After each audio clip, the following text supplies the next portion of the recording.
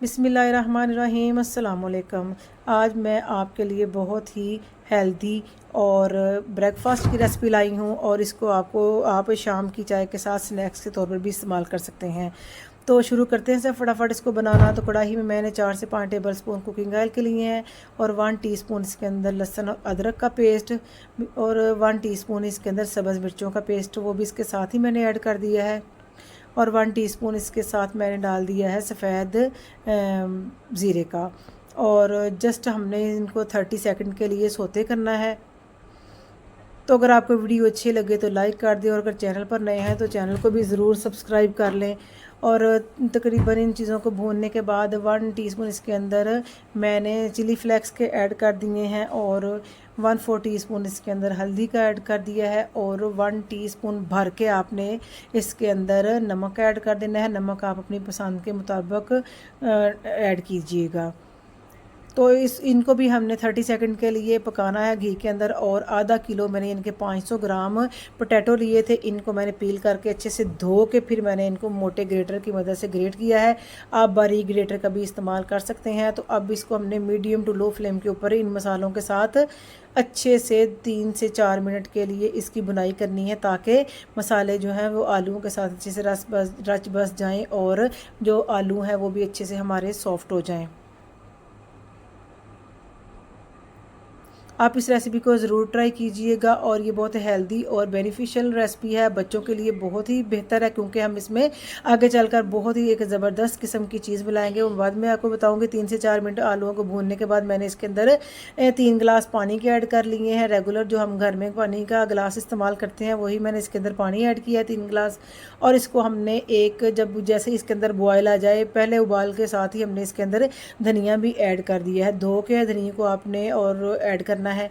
और साथ ये देखें हेल्दी सा हमारा नाश्ता तैयार हो रहा है। सूजी हमने इसके अंदर डाल दिया है। सूजी तो सबके लिए बेस्ट है, तो बच्चों के लिए तो और भी ज़बरदस्त है और बच्चे भी वैसे भी इस चीज़ों को खाना बहुत पसंद करते हैं। और सूजी ऐड करने के बाद आपने मीडियम टू लो फ्लेम ही रखनी है और इसको अच्छे से मिक्स करते रहना है, क्योंकि सूजी बहुत जल्द फूल जाती है और पानी को हमने अच्छे से खुश्क करना है। और सूजी बहुत जल्द लगना और जलना स्टार्ट हो जाती है, तो ये ना हो कि आपकी मेहनत ना ज़ाया हो जाए और रेसिपी भी आपकी ख़राब हो जाए। तो अपना फीडबैक भी कमेंट सेक्शन में ज़रूर दिया करें कि आपकी रेसिपी हमें फॉलो करके किस तरह बनती है और को सही बनती भी है कि नहीं। तो ये देखिए अच्छे से इसका पानी खुश्क हो गया है और 1 से 2 मिनट हमने इसको और मज़ीद पका के पानी खुश्क कर लेना है और इसकी एक स्मूथ सी डो की सूरत में ये आ गया है। और मैंने घर में आप कोई सा भी पैन ले लें, प्लेट ले लें, इसके अंदर हमने इस डो को अच्छे से पहले उसको ग्रीस कर लिया है, थोड़ा सा ऑयल लगा के कुकिंग। तो इसके बाद ये अच्छी सी डो इसके ऊपर आपने किसी चम्मच की मदद से सेट करनी है, क्योंकि ये बहुत गर्म है, कहीं आप हाथ ना जल जाए।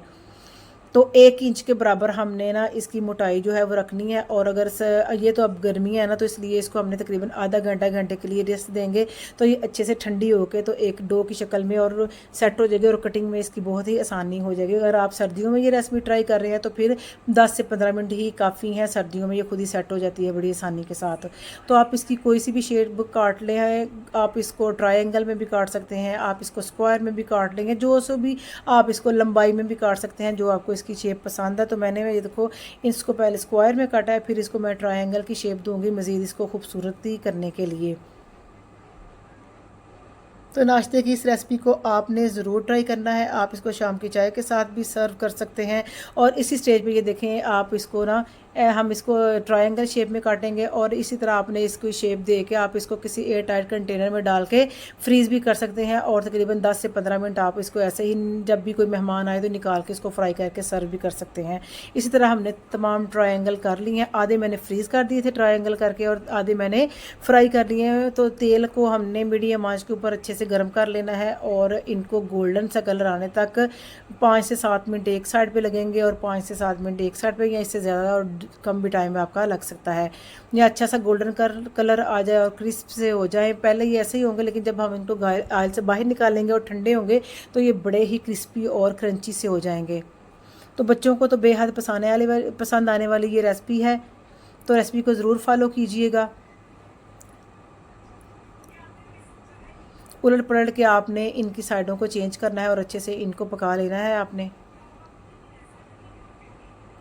आप बच्चों को ये टिफ़िन वगैरह में भी आप इनको दे सकते हैं, बच्चे बड़े शौक से केचप के साथ भी खा सकते हैं और ऐसे भी ये बहुत ही मज़े के लगते हैं। तो कैसी लगी आपको हमारी रेसिपी? तो इंशाल्लाह मिलती है फिर एक और नई रेसिपी के साथ, तब तक के लिए अल्लाह हाफिज़।